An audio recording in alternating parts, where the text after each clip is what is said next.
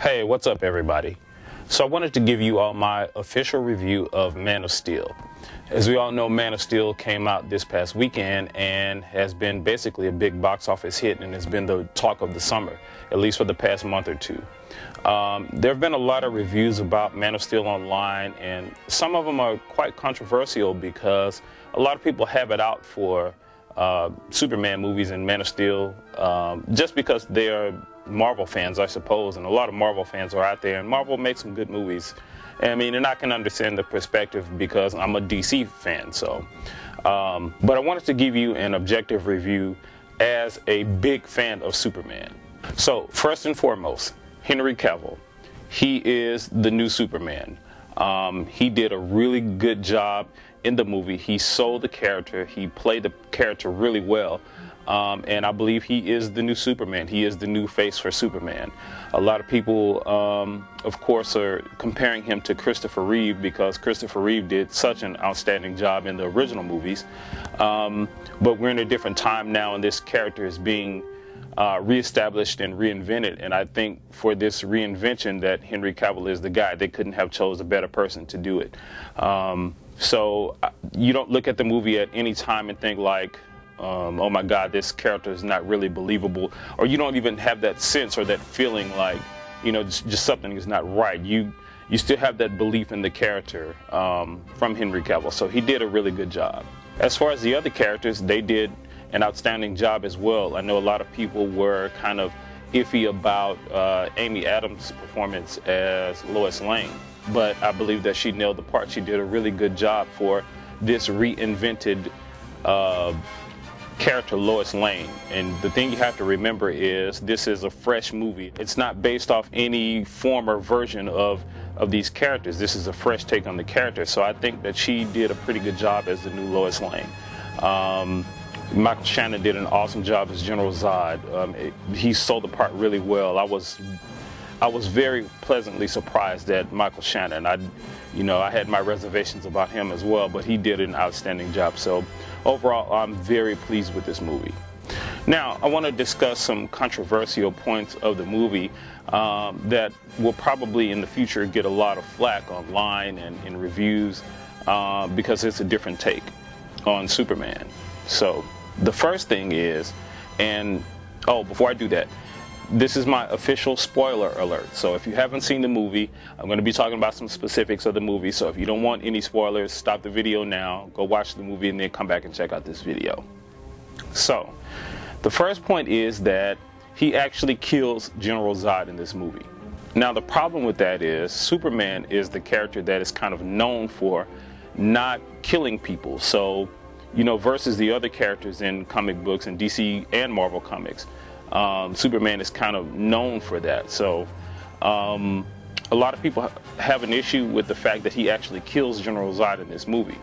Now, as a fan of the movie and as a fan of Superman in general, I'm okay with it because the way it was done very, very strategically. It wasn't that like he was just going around trying to kill people and he just had it out for Zod and he tried to kill him. He was kind of placed between a rock and a hard place. You know, he had to choose whether or not he was going to let General Zod kill this family or whether or not he was going to kill General Zod to stop him. So, you know, and then even after he did it, you know, he broke out into this yell and cry that, you know, he felt bad about doing it. So it wasn't just this, you know, Superman is just like if you play the Injustice God Among Us game, when Superman goes up and kills the Joker and holds him up by his throat. So it's not like that kind of thing that's happening in the movie. So, you know, I'm okay with it. I think that's going to be a big thing about the movie. But I think to establish this character's, to establish a new presence with this character, to establish who he is, I think that was a really bold and important move for who Superman is going to grow into be. The other part you have to remember about this movie is that it ends with Superman still being a young Superman, meaning that he hasn't fully grown into the role of, you know, who he is to become yet. And I think they'll probably explore that in the future movies. So keep that in mind when you're watching the movie, or if you've seen it already and you have a problem with that whole, you know, him killing General Zod scene. Now, another controversial point in this movie is what I call the Christian factor. This movie has a very strong relatability to the story of the Bible with Jesus and God sending his only son to earth. Same thing with Jor-El, as you know, he sent Kal-El to earth to basically become the savior of earth, and that's the same thing that God did with Jesus. So a lot of people are recognizing that, and they did the same thing. This is nothing new. I think it's, again, a fresh take on it, and it's just coming back up, and I'm seeing a lot of discussion about it, and some people are, you know, some people are heated about it. I don't know what side is what and what the real beliefs are, but you know, there are people who are heated about it. Again, this is something for me as a character. At the end of the day, we have to remember that, you know, as much as we like Superman, that he is a fictional character. So, you know, when you relate something like that to something that's believed to be real, like in the Christian environment, you know, you can't take things like that personally. You know, Jesus was Jesus, and he did what he did, and, you know, somebody coming and relating to that in whatever way, in a fictional type of way, you know, you can't take offense to that. It's a fictional character. So that's my belief about that. But there is a strong sense of, you know, the whole purpose of Kal-El coming to Earth and becoming Superman. It's a very parallel story to the story in the Bible of Jesus and God sending Jesus to Earth. Now, another part of this movie that I noticed that doesn't seem to be getting a lot of discussion, and usually the good things about a movie don't get discussed as much as the bad things, but this movie has a very strong sense of family, in that Pa Kent, which is Jonathan Kent, Superman's earthly father, he instills a lot of morals and a lot of values in young Kal-El, young Clark, well, to them. And the same thing with Jor-El. He's a strong presence in this movie, and he has that father factor going on. And I think that's something that's really, really important in our society today, because, you know, we don't really have that strong sense of family like that anymore. I mean, there's a lot that goes on in our society with, you know, school shootings with kids and stuff like that. I mean, it's just ridiculous. So to kind of help reestablish that sense of family and that sense of importance of, you know, listening to what your parents tell you, and, you know, your parents actually being around to guide you. I think that's a very important part, and I think this movie explores that a little bit. And that's one of the great things about the wholesomeness of Superman. You know, in this movie, he's established as a more, excuse my French, a more badass character, but, you know, they had to do that to make it hold up to the standards of today's superhero characters, especially the Marvel characters. They're seen as badass characters. So, I mean, but the thing about those characters, they don't have that sense of wholesomeness like Superman is known for. And I think that is established in this movie, which is really important. So I think you'll enjoy that about the movie as well. So another important question that I'm being asked is about the trailers, and people who haven't seen the movie are wondering, do the trailers actually hold up to the movie? Meaning, do the trailers actually tell the truth about what's happening in the movie? And I'm going to say absolutely yes. In a lot of cases, you see these trailers, and there was a few that came out that were kind of misleading. I think After Earth, the movie that just came out a couple of weeks ago, to me, in my opinion, the trailers of it was a bit misleading. But After Earth, to me, was a good movie. It got bad reviews, but I'm just an entertainment fan, and I enjoyed the movie. But anyway, the Man of Steel movie actually, I mean, it does hold up to the trailers. The trailers are not overhyped. You see a lot of action in the trailers. The action you see in the trailers is the action in the movies. I mean, this is an epic movie, guys. I mean, I absolutely love it. It is very epic. Some of the fight sequences are the best that I've seen in a superhero movie thus far. I'm actually going to say that this probably has the best action sequences in a superhero movie that I've seen, even the Avengers. So the trailers absolutely do hold up to the movie. They're not overhyped. They sold the movie really good. So another question that I'm being asked is, does this movie leave room or leave openings for the exploration of another movie or a sequel, or, you know, a Justice League movie or anything like that? Well, I think that answer is obvious by now. If you've been online at any point of time in the past couple of days, you'll know that they've already approved Man of Steel 2, and if I'm not mistaken, a Justice League movie too. But specifically in the movie, and here's another spoiler for you. Well, this is a good thing, actually. You know how everybody waits till the end of the credits in the movie to, you know, see that one scene that's kind of going to give you some hints to whatever the next movie is going to be? Well, you don't have to do that with Man of Steel, because there is no scene at the end of the credits. Now, I believe that's a really good thing, because the movie itself leaves room for exploration of those other things. The way the movie ended, you can tell that it's not quite a finished story. So you'll see that room for the exploration of some other things that are to come in the movie. Now, I think Man of Steel is on slate for some time. I believe they announced that they said that they're trying to rush production on it and maybe get it done by 2014. I don't know how I feel about that yet. I think that's kind of rushed, being that I believe Avengers 2 is coming out in 2014. So we'll see how that goes. But the movie actually, it leaves plenty room. There's plenty space. There's a lot of things in the plot that can be explored. So there's plenty of room for Man of Steel to branch out into wherever it wants to go. It's endless in possibilities. Now, also, since we're talking about future movies, there's a rumor going around that just recently started that, well, it actually started a while back, but now it kind of has just gotten popular, that Supergirl may actually be in Man of Steel 2.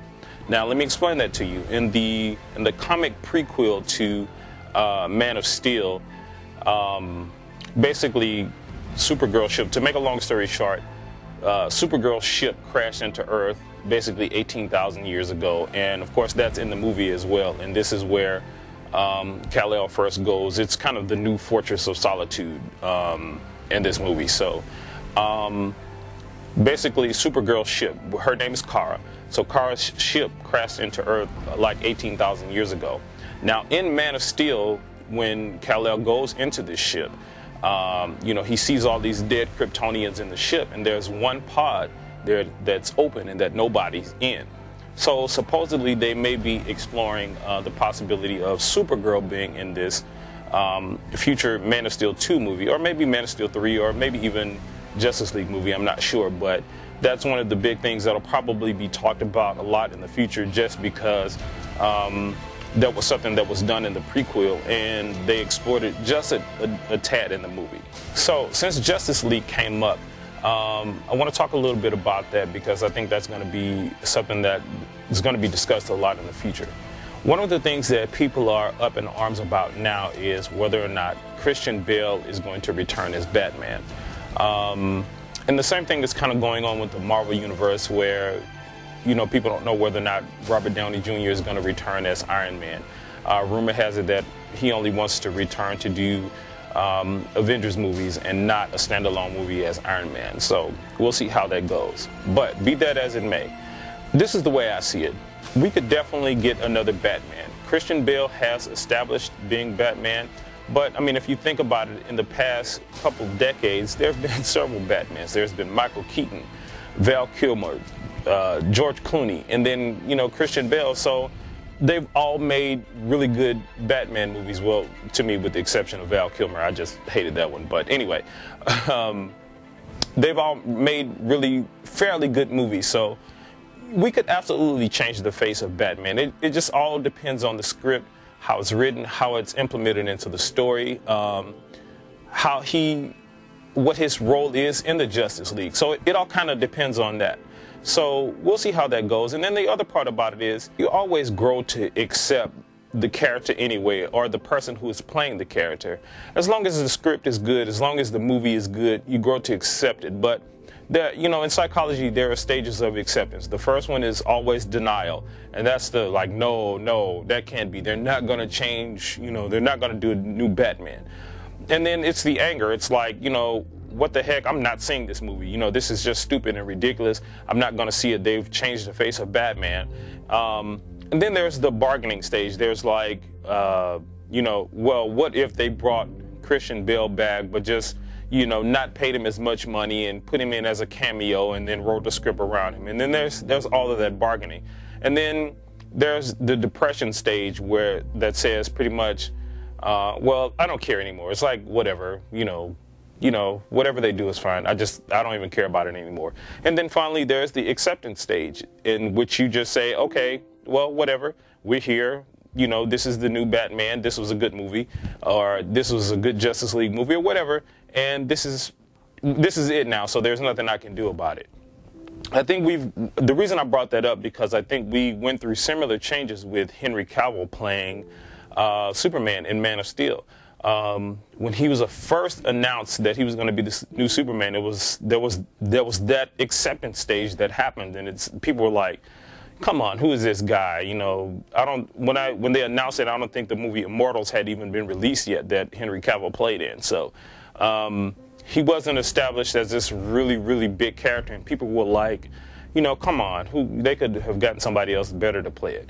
Now, need I remind you that Christopher Reeve was actually a newcomer when he was casted to do Superman in the 1970s. So, he was a new face as well, and he worked out perfectly. He made magic as Superman. There were other stars, I believe that I read. There was quite a few. There was from Robert Redford to, just many stars of the 70s who were considered to play the role of Superman. But ultimately, it was Christopher Reeve, and we all know that he basically set the standard for Superman. So I'm saying that to say that when we start talking about, establishing new characters and doing a Justice League film, don't get so attached to who is playing the character. Be more concerned about whether or not it's going to be a good script, whether or not it's going to be a good movie, how they're going to portray the villains, or who are going to be the villains, or who are going to be the characters in the movie whatsoever. Are they going to work together well, or how are they going to do it? Are they going to play it off the earlier Super Friends shows, or Justice League, the more recent Justice League? How are they going to do that? That would be my main concern. And to make it a good movie in today's society as compared to, Avengers. Now, I will say this, as compared to Avengers, this is the final thing I'll talk about. And people have really been asking me about this too, and how I rate Man of Steel. I rate Man of Steel on a scale of 1 to 10, with 10 being the highest. I give it a really good 9.5.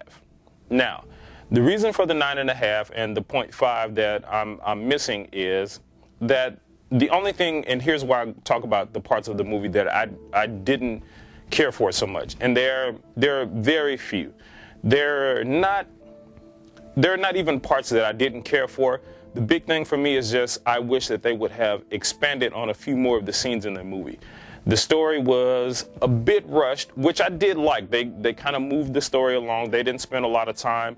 I thought it was really cool and really amazing when Superman's ship was headed to Earth, when he was, of course, sent to Earth as a baby, and they didn't show that ship land. They, shooting to Earth, and then all of a sudden, he's grown. He's on that boat scene out in the ocean. I thought that was fantastic. I thought that was really, really good. So we didn't have to sit and go through they didn't really have to figure out how to go through this whole origin story. They kind of hinted at it, and this is how it happened. So, again, I just wish they would have expanded on a few of the scenes, more specifically like the tornado scene, and where Jonathan Kent gets killed by the tornado. I think that could have been, expanded a little more. There was could have been a good tearjerker part of the film. And then there were other scenes as well, but overall, that's not a make or break thing. That's my personal opinion, just because I would have liked to feel that emotion a little bit more coming from scenes like that in the movie. But that's not a make or break deal at all about the movie. That's really so minor. I hate to even bring it up, but I wanted to give an objective review about the film. Other than that, there was really nothing else that I didn't like about the movie. Like I said, even as a fan of the Superman franchise, even as a big fan of Christopher Reeve movies, of course I had my reservations about it, but again, this movie has very pleasantly surprised me in the fact that they did a really, really good job with the story. I like the fresh take on Superman. He's very modern. I believe that he's being rethrown to the granddaddy of superheroes that he should be. He is, the superhero. And to me, everybody else falls under Superman, all other characters. So I think that's one of the good things about this movie. So I think when you go see it, you'll enjoy it. So if you haven't seen it yet, definitely go check it out. Man of Steel. It's still in theaters now. I think it'll probably ride out the theaters, probably maybe at least all the way up through July, and I'm thinking probably longer than that. So if you haven't seen it, go check it out. And that's my review of Man of Steel. I'll be posting some more reviews and some more news about Man of Steel and Man of Steel 2 and Justice League in the future. So if you want to see those videos, hit subscribe to my channel below, and I'll see you in the next video.